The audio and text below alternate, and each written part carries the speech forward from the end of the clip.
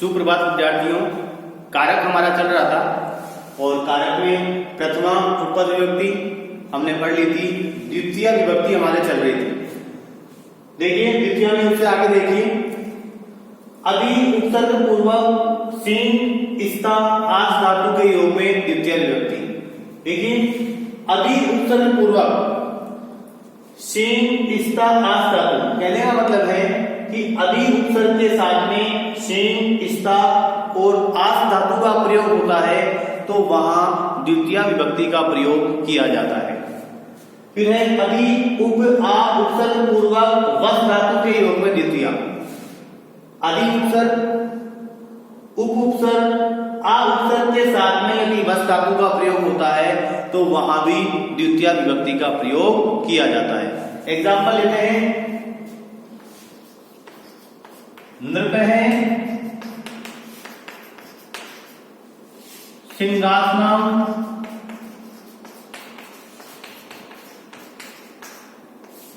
अधितिष्ठति। राजा सिंहासन पर बैठता है। रेखांकित पद आ गया आपके पास में सिंहासन। अब रेखांकित पद में विभक्ति बतानी है और उसका कारण बताना है।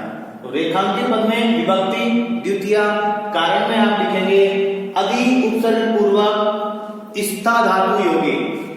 अधि उपसर्ग पूर्वक स्था धातु योगे।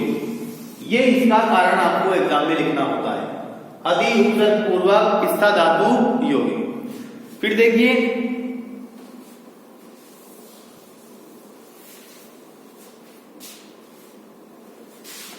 सीता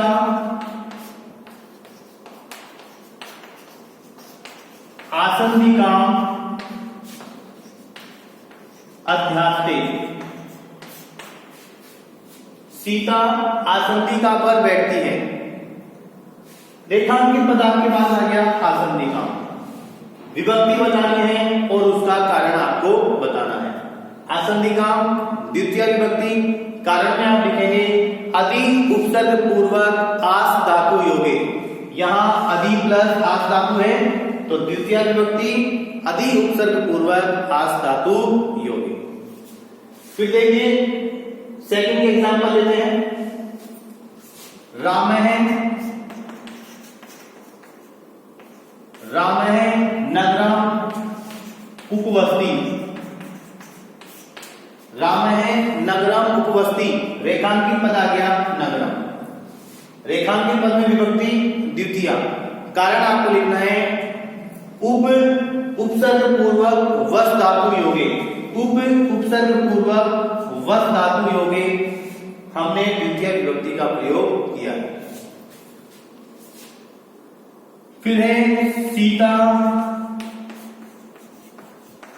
सीता ग्रह अधिवस्ती। रेखांकित पद आ गया आपके पास में गृह।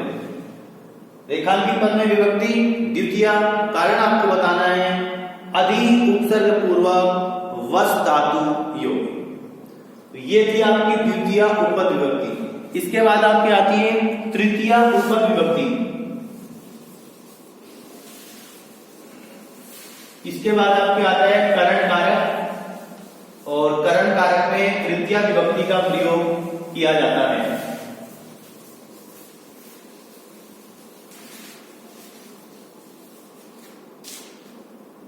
करण कारक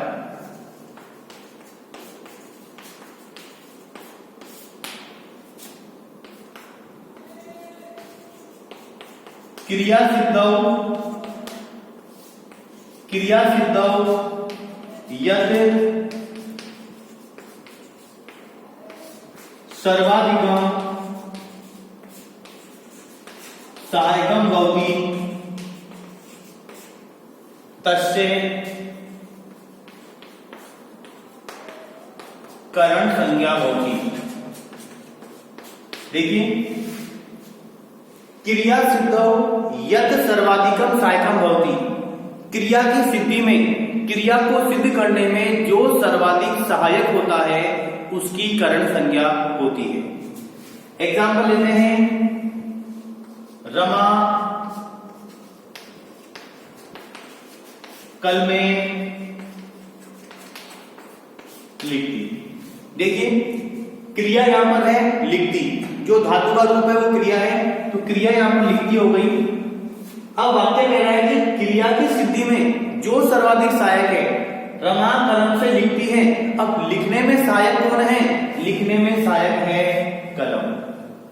जो क्रिया की सिद्धि में सर्वाधिक सहायक है उसकी करण संज्ञा होती है। तो यहां पर ये कलमें शब्द है, ये आपकी हो गया करण कारक। और करण कारक में तृतीया विभक्ति का प्रयोग किया जाता है और तृतीया का प्रयोग ही यहां किया गया है। ये तो आपकी बात हुई करण कारक की। अब आपके प्रश्न आएंगे उपपद विभक्ति से, तो लिखते हैं इसमें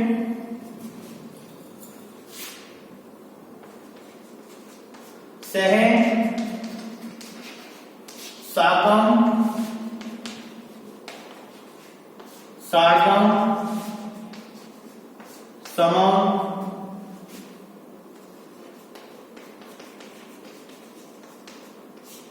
अंग विकार के योग में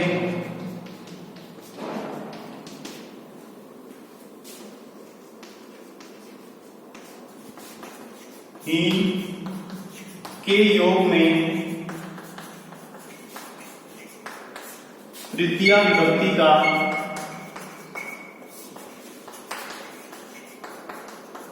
प्रयोग किया जाता है। दूसरा पॉइंट इसमें लिखेंगे आप, कर्मवाच्य तथा भाववाच्य में कर्ता तृतीया विभक्ति में प्रयुक्त होता है।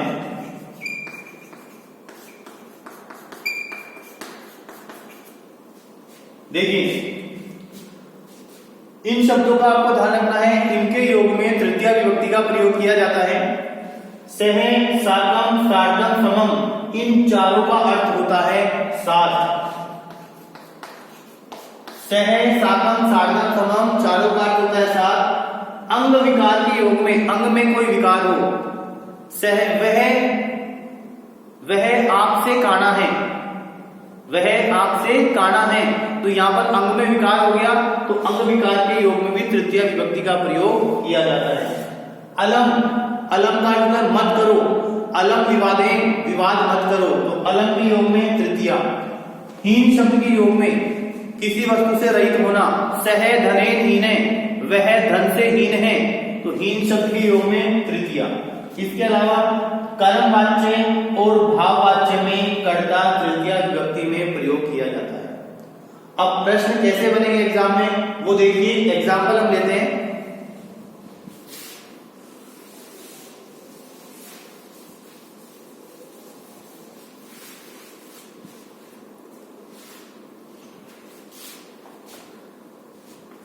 सीता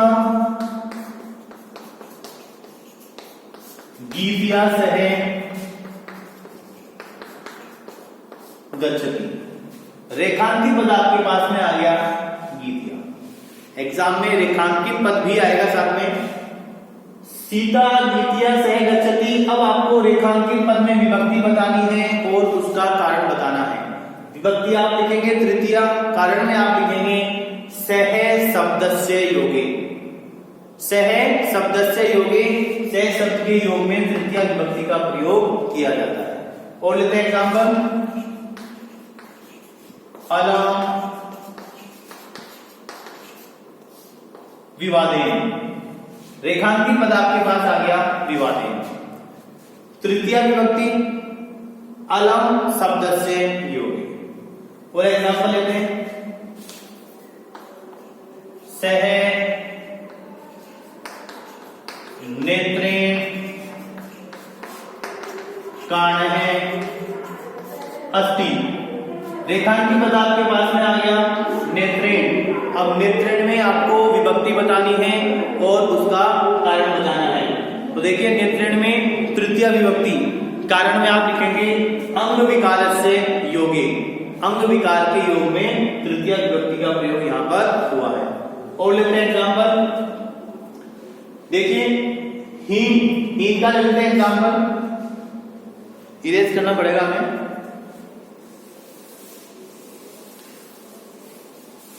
हीन का एग्जाम्पल लेते हैं, मोहने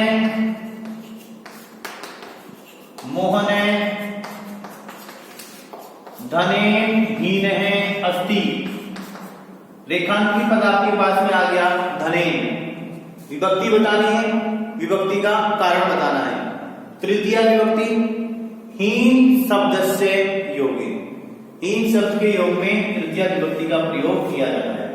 अब बात आती है कर्मवाच्य और भाववाच्य। तेन विद्यालय है गम्यते। रेखांकी पद आ गया आपके पास में तेन।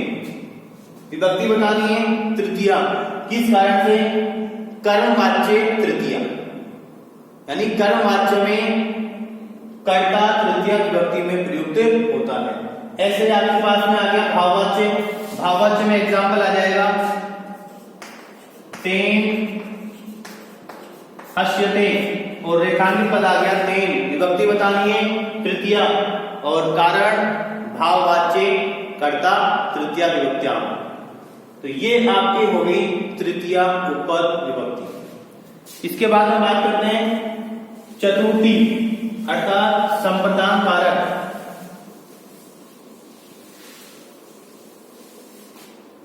इसके बाद हम बात करते हैं संप्रदान कारक।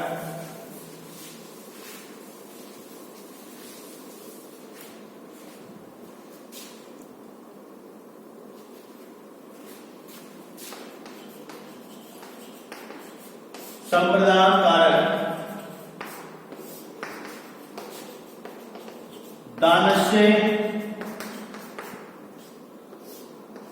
दानस्य कर्मणा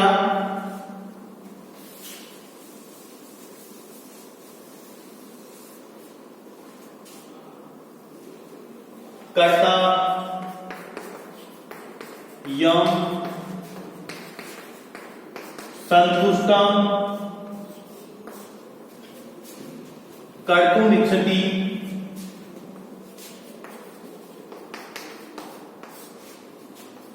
सह संप्रदान कारकम कर्तते। दानस्य कर्मणा कर्ता यम संतुष्टम कर्तुमिच्छति सह संप्रदान कारकम कर्तते। दान के कर्म से कर्ता जिसको संतुष्ट करना चाह रहा है, संतुष्ट का मतलब है कि जिसको दान दिया जा रहा है उस शब्द में हमें चतुर्थी विभक्ति का प्रयोग करना है। उसी शब्द की संप्रदान संज्ञा होती है और उसी में संप्रदान कारक होता है। एग्जाम्पल है नृप है विप्राय धनम ददाति। नृप है विप्राय धनम ददाति, राजा ब्राह्मण को धन देता है। अब यहां पर कहा जा रहा है कि दान के कर्म से कर्ता, ये कर्ता हो गया, कर्ता जिसको संतुष्ट करना चाहता है। अब दान देके किसको संतुष्ट किया जा रहा है? विप्राय ब्राह्मण को संतुष्ट किया जा रहा है।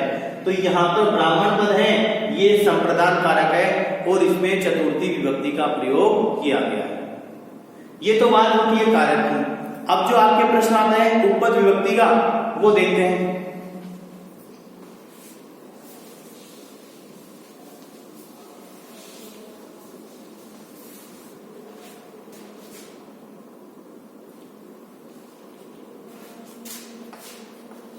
रुचि क्रुधि कथि निवेदिये